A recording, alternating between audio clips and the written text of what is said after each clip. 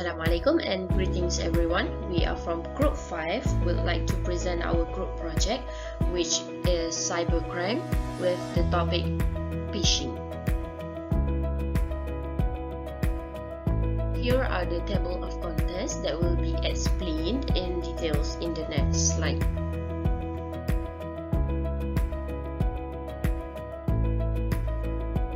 First of all is the introduction part.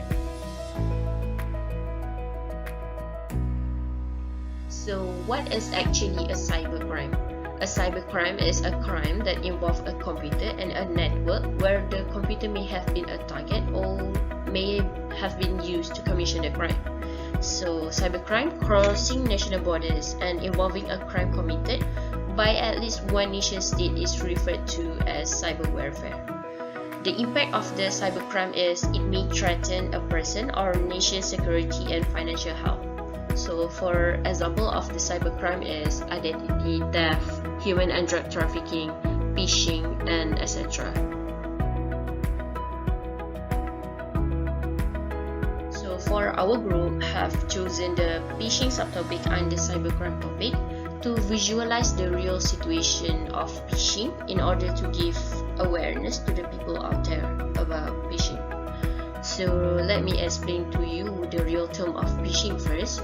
Phishing is a type of deception designed to steal the valuable personal data such as credit card numbers, passwords, account data, or other information. So phishing attacks are usually occur through email messages, websites, and also phone calls.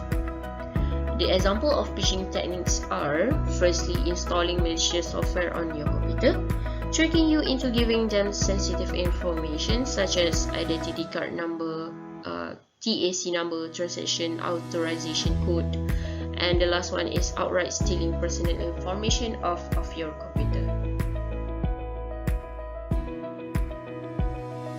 So our group has produced a video that visualizes about phishing, which mainly about voice phishing. It gets started when an elder received a call from an attacker and being informed her daughter got involved in a road accident. Due to the road accident, her daughter's condition is worse and need a huge amount of money to get the treatment done by the hospital. But then she was asked to give the TAC number sent to her mobile phone from the bank to make the transaction happen between the mother and the attacker. So not long after that, she realized she got tricked by the attacker after receiving a phone call from her own daughter that stated her condition is just doing fine at the moment. Next, I'll pass the presentation for scene explanation to the next presenter. Thank you.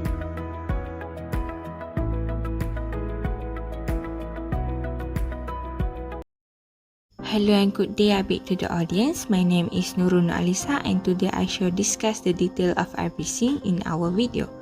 First of foremost, I will clarify the first scene of the video with the title of an unknown call. This scenario involves the main actress who is the scammer and old lady as a victim. Basically, the victim received a phone call from an unknown number which claimed the victim's daughter was involved in an accident. The attacker aims for a senior citizen to scam your phishing, as the victim tends to believe the claim without any argument. Next, I will brief the rising action of misfortune. Here the storyline displays a scene of the attacker plotting the schemes toward the victim by claiming her daughter has been involved in an accident severely and undergoing an operation that cost 20,000 ringgit Malaysia. Without a second thought, the victim was convinced by the claim and did not clarify further as she was alarmed by the news. Moving on to the climate part where a series of codes has been shared which made the victim vulnerable. In this scenario, the victim was convinced with the claim and followed the scammer request to transmit the operation cost to the particular account. Instantaneously, the victims agree and share the TAC code, which act as an additional layer of identity authentication before performing specific tasks online. Lastly, the final scenes unveil the truth behind the accident as the victims accept the call from her daughter, who declared she was never involved in an accident and does not require any amount of money. To summarize, the daughter deduced that her mother might be the victim of phishing activity and advised for the relevant response. Hi, I am Alya Damia. I will tell you about who the main role in video production.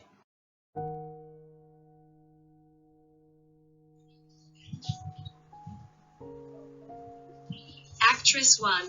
Nuratirah is a scammer who commits scam activity through phishing. She has been an experienced scammer for 8 years and has scammed hundreds of victims during her involvement. She did his activity very carefully to prevent the police from sniffing her illegal activities. She has deceived too many victims. A lot of police reports have been made, but with her expertise and cunning, she has never been charged with serious offences. Actress 2. Farah Diana is a Puan Diana who fell victim to a scam with just one phone call. Due to a mother's concern for her child, Puan Diana became the victim of fraud amounting to Room 20,000. By using only the accepted tag no, Room 20,000 from Mrs. Diana's account disappeared in just a few minutes. Actress 3. Nurul Aliesa is Ali. The daughter of Puan Diana who studied in Japan has been used as bait in a scam committed by a scammer. The scammer claimed that Ali was involved in a road accident and needed Room 20,000 to cover the operating costs of the accident. Cameraman. Nurul Maizatul Akma is in charge of setting up the camera equipment, framing, and recording the footage. She also helps with the lighting and sound setup, as well as framing the camera shot. Nurul Maizatul Akma is also responsible for assembling and setting up equipment, as well as planning, rehearsing, and creatively framing and capturing action scenes. Video editor. Damia is the person in charge of taking raw footage from the crew and video cameraman and turning it into a finished video. She also adheres to the outline and script, as well as any additional instructions are given as to what should happen in each scene. She trimmed recording segments and rearranged video sequences, as well as added music, graphics, and effects to mix videos. Assalamualaikum, my name is Farah Diana. So I'm going to present about outcome of this video. So we gained a lot of experience while making this short video, such as first, finding a suitable location for shooting. So it is quite hard for us, but we discussed among each other to find the best location. But since we only had few days to complete the assignment, so we had to make filming even though the location was a little bit inappropriate. Second is we took longer time than expected to complete the shooting. The delay was caused by lack of adequate video production, knowledge and skills. After all, we successfully completed the video shooting. It was a very good experience for all of us.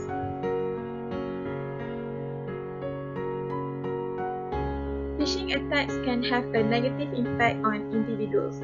First, emotional trauma, which make it difficult for victims to believe anyone on internet.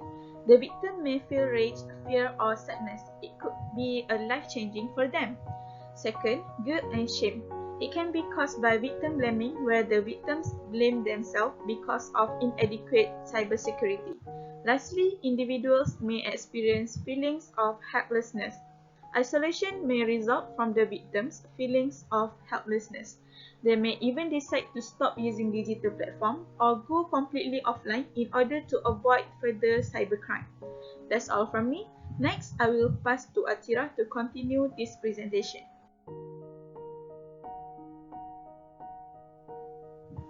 Next is the last part of this presentation, which is the conclusion.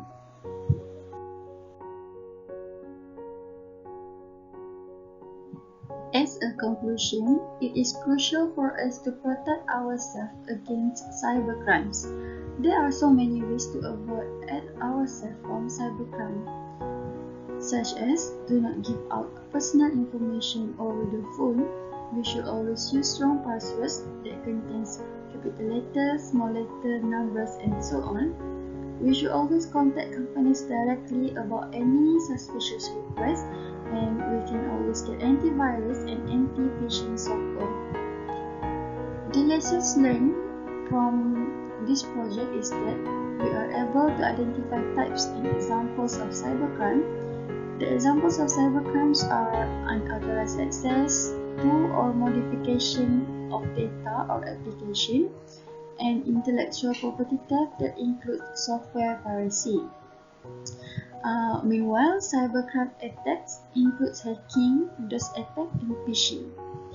We are also able to identify types of phishing, which is we have email phishing, spear phishing, whaling, and so on. And we are able to learn how to recognize and avoid phishing attacks.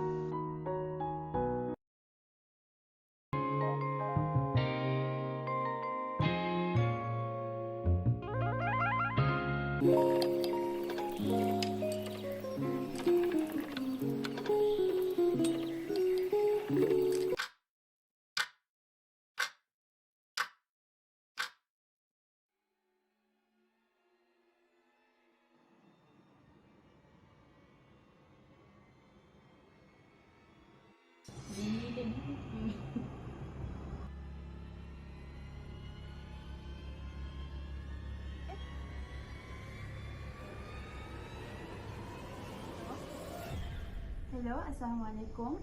Ni ibu kepada Encik Ali bin Mohamad Nur. Ya, makcik ni Mak Ali. Ni siapa ya? Saya wakil persatuan pelajar daripada Malaysia di Jepun. Saya nak bagi tahu anak makcik baru saja terlibat dalam kemalangan kereta. Sekarang anak makcik berada di hospital. Ya Allah, anak aku. Macam mana dengan Ali sekarang? Okey makcik, bawa bertenang. Kami dah hubungi pihak hospital, jadi kita perlukan RM20,000 untuk membayar kos pemindahan anak makcik. Makcik kena selesaikan pembayaran dalam masa 1 jam sebab hospital tidak akan buat sebarang rawatan sebelum pembayaran dibuat. RM20,000? Ya Allah, lepas tu macam mana makcik nak settlekan pembayaran ni? Okey makcik, sekarang ni saya akan bantu makcik untuk buat pembayaran. Sebelum tu, untuk makluman makcik, kami dah dapatkan maklumat peribadi makcik ni daripada data pelajar yang dah diisi oleh anak makcik hari tu. Jadi saya akan buat transaksi sekarang. Tapi makcik akan terima satu mesej yang mengandungi nombor TAC supaya saya boleh melengkapkan transaksi tu. Jadi boleh tak makcik bacakan saya nombor tu? Sekejap, makcik cek. Ya, ada. 622-311.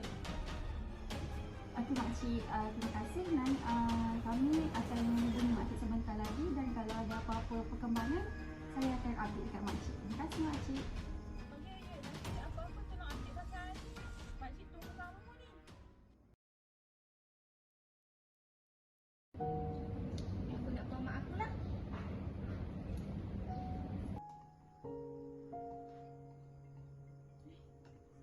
Hello mak. Ada apa? Sihat? Ali, bukan kamu accident ke? Kamu dah okey ke? Accident? Macam masa Ali sihat je lah kat sini. Tadi ada orang call mak katanya kamu accident. Kena bayar RM20,000. Apa maknanya RM20,000? Nurul je. RM20,000 Ali, RM20,000. Sabarlah mak, nanti kita buat report. Okey, apa-apa nanti Ali call balik, okey? Assalamualaikum mak. Ya Allah.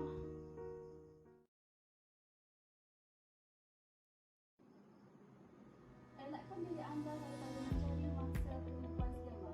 Jangan percaya nombor pemanggil anda. Elakkan daripada menjawab panggilan anda bangsa. Jangan membayar sebarang wang selagi tidak disahkan. Buat pengesahan dengan orang yang dipercayai terlebih dahulu sebelum melakukan sebarang transaksi.